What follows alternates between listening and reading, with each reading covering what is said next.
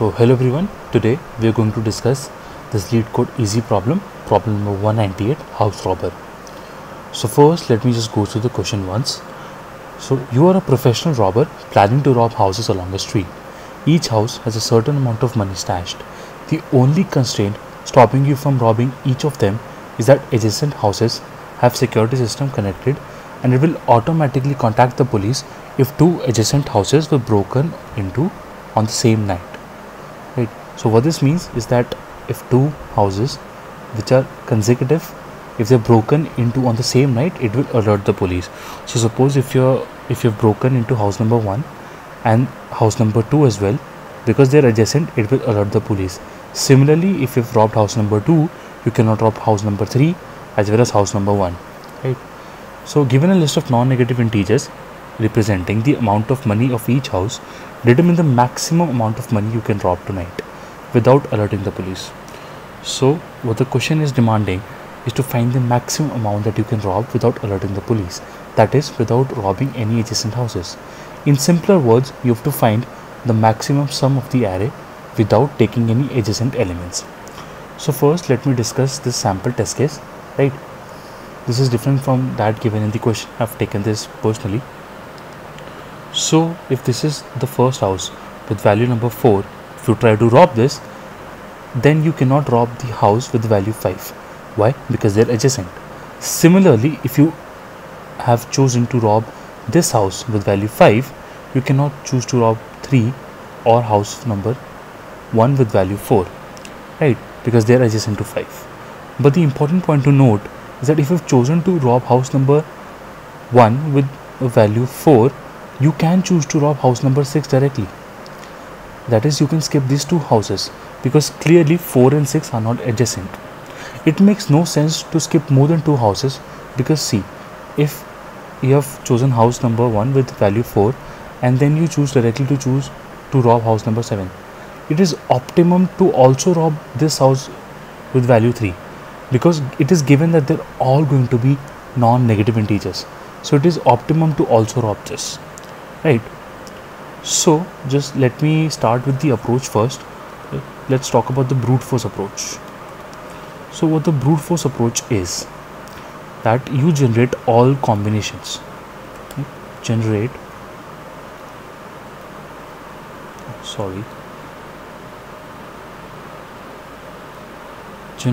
all combos. Right. What this means that suppose you start at 4 and then you rob 3 and then you rob 7. So what the value is, right? 4 plus 3 is 14, 4 plus 3 is 7 plus 7 is 14, right? The other option would be that you start at 4, then you rob 6 and then you rob 8. Now in this case it will be 4 plus 6, 10, 10 plus 8, 18, right? So since this is greater than 14, I'll just write down 18. Now you will start robbing from 5, right? So you choose to rob 5 and then you choose to rob this house with value 6 and then the house with value 8, which is 19. So this we will see later on in the actual implementation that this is the most optimum answer. But generating all combinations is quite a heavy task and it is not at all efficient. So we need to find a more efficient way to do this. Can I say that if I choose to rob 8, there are only two ways to come to 8. How? Either I can come from 6, right, or I can come from 3. Look at that, because either I can choose to skip these two houses when I am at 3, that is skip 6 and 7, or if I am at 6, or I have chosen to rob 6 and then I have reached 8, right? So what this will be? This will be the maximum value reached so far if we choose to rob 8, right? But there could also be another option, that what if I do not choose to rob 8, right?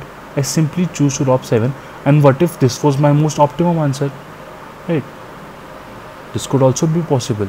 So at any stage it is optimum to store the value which will give the most optimum answer up to that point. That means for any I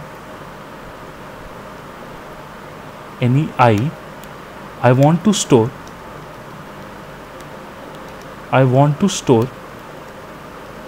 the maximum amount that is possible up to that point. Like, this is one of the most basic concepts of DP, to remember your past. Right. So if I have the most optimum answer up till 7 and up till 6, can I judge for 8? Right, I can, if I have the most optimum path till 6 and 7, now what will be the most optimum path for 8? Either to take 8 and add it to the optimum path of 6, or not choose to rob 8 and simply take it 7. So what does this mean?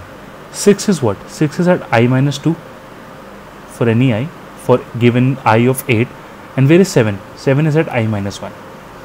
Right.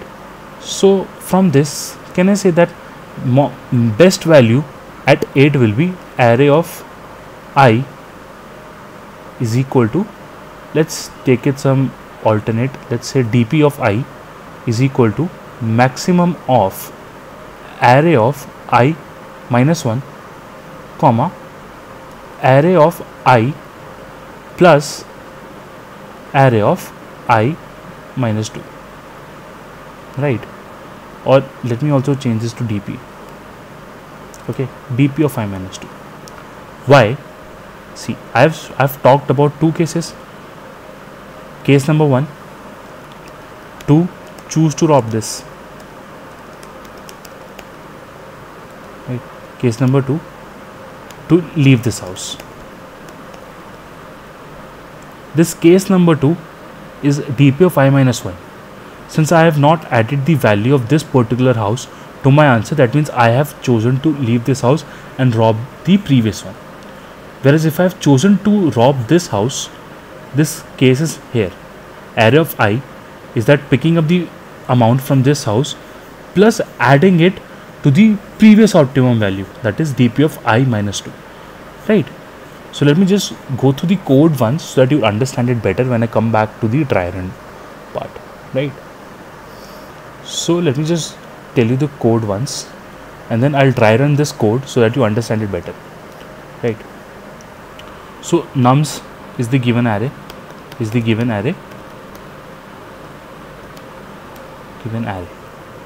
right. N is the size of the array.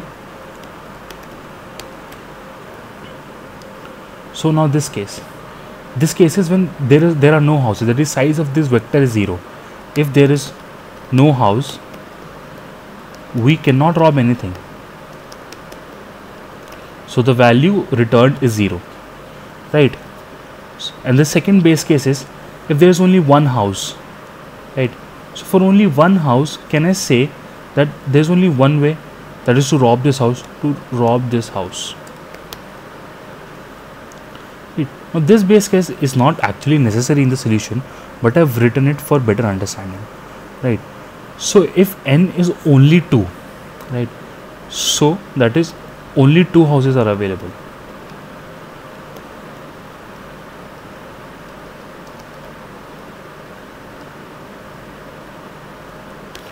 So what is the best way here? I can choose to rob either the first house or the second house, so I return the maximum of nums of 0 or nums of 1. Right. This is exactly what I do. Return maximum of 2 available houses. Right. Now this again, these are the base conditions for my DP, that nums of 0 should be equal to nums of 0, that is robbing the first house, or having only one house. Okay. Now what is this? That up till point 1, that is up till the first house, what is the most optimum answer? Either I can choose to rob this house or choose not to rob this house. Right. So suppose if I had only 4 and 5, right, so I can choose to rob 5 or I can choose to rob 4, whichever is the maximum. So if I had only these two, I'll choose to rob 5. So this is exactly what I have done. I have taken maximum. Now when I get into DP, you see this, if you see the relation, this is the same relation as this one, the relation I have written here in line number 8. So let me just dry run this one so you understand it better. Right. let me just copy it here. In the next line, I'm gonna be writing the values. So nums of 0 is initialized as nums of 0, that I've initialized here. Now what is the next step? Next step is to find the maximum, like I've done in this statement.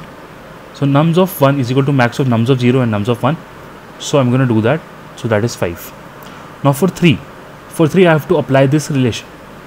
What is this relation? dp of I, which is actually nums again, is equal to max of dp of I minus 1, comma array of I plus dp of I minus 2. So what is dp of I minus 1? It is 5. What is array of I? 3. What is dp of I minus 2? Which is 4. So adding these values, it becomes 7, right? So, and again for 6, now what is dp of I minus 1? It is 7. What is array of I? 6. 6 plus dp of I minus 2, which is 5, it is 11. Alright. So going on to the next value, which is 7. Again, I have two options, dp of I minus 1, which is 11, or taking from dp of I minus 2 plus this number, which is 14. Right. And finally, when I reach 8, again I have two options, either to take 14, which is dp of I minus 1, or to add 8 to dp of I minus 2, which is 11. So it becomes 19. So as I discussed above, 19 is the most optimum answer, and that is what we are getting in the final state. So that means our algorithm is right? And then at the end, what I do is return the last value from this. Return nums of n minus 1. Alright. So let me just try and submitting this solution. I think I have one extra bracket here. Okay. Submitted. Right. Thank you for watching. If you like this video, please like, share and subscribe, and I'll be posting more videos.